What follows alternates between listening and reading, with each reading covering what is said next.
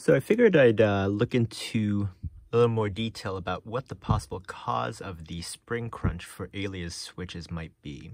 And so let's have a little look here. I'm just discovering it on camera. Haven't done this, haven't tried anything before this. Just a little experimentation. So here we have an Aliaz switch. This is 60 grams.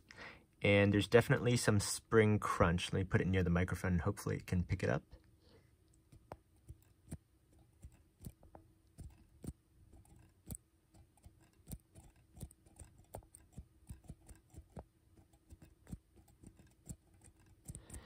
It's especially apparent towards the end of the down press. It's like when the spring is really getting compressed down there.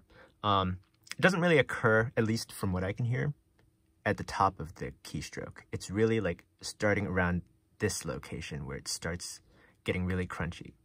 So I figured, because I recently, can't believe I didn't realize this before, even though I am a vendor of the Aliaz silent sky switches, but I realized that the springs are actually donut dipped in lube, and they do not have a crunch, at least to me, the Aliaz silent sky switches. And so I figured we'd try the same for this switch to see if that might solve the problem of the spring crunch. Okay, so let's open up the switch here. Okay. And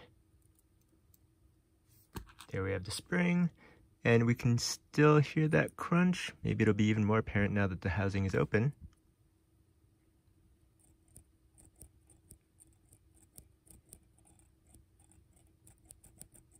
Okay, and let's try and donut dip it. Now I'm just gonna try the bottom part, because the silent sky switches, what they did was they only lubed this part that touches the housing, not the stem part, not the spring end that touches the stem. Sorry about that little mix up there. Okay, so let's just try to put a little bit of lube and try not to overdo it. This is GPL 204. Because I noticed that the silent sky switches have a very viscous lube. It seems like it's around a 204 or 205-ish. So I figured we'd try the same. Just dip it in. Hopefully I'm not overdoing it. Whoa, okay. Might have overdone it a bit. Great, now what? Perhaps we can wipe it down a bit.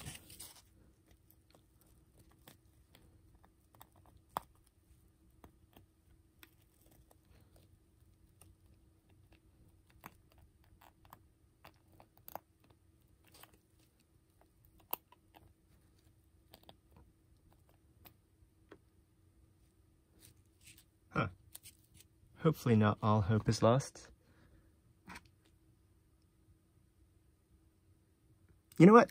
We will just try it with this much lube on. I don't think it can cause any harm, right? So just put it back into the housing.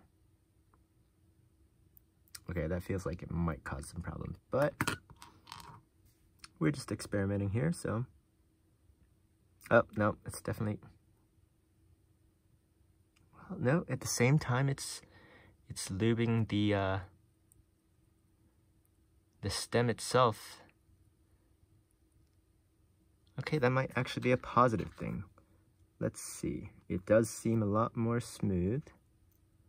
So let's close that housing. Let me see.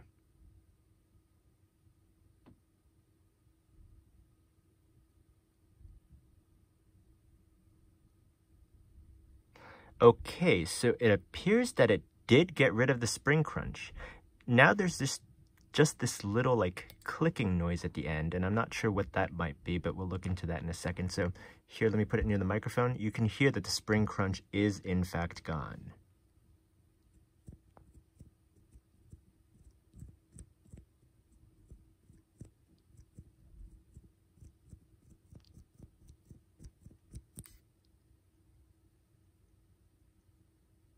Or maybe that click is just like a little bit of the spring crunch towards the, coming from the other end of the spring, that's touching the stem instead of the housing. So let's try lubing the other end as well and see if that fixes up the issue completely. Because that click might be just remnants of a little bit of spring crunch. And I'm going to try to avoid overdoing it this time.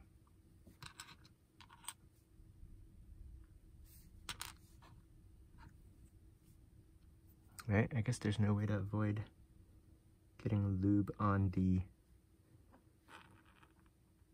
tweezers, but all right.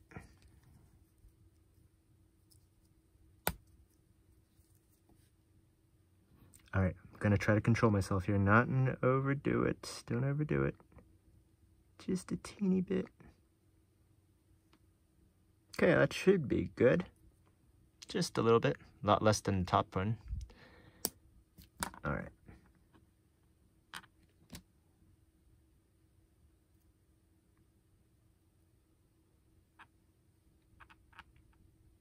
Okay, and let's close this switch up.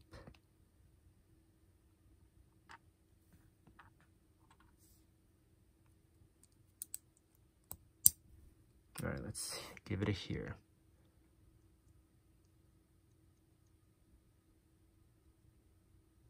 Nope, that little clicking sound is still there. Should give it a hear.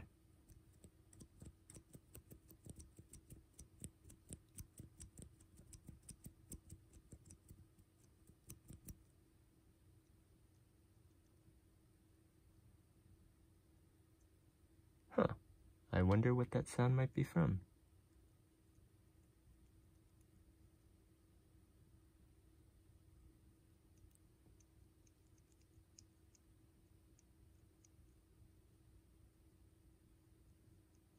Okay, well, I have an idea. Let's try just lubing the entire thing, just going all out crazy, dipping the entire spring into the lube.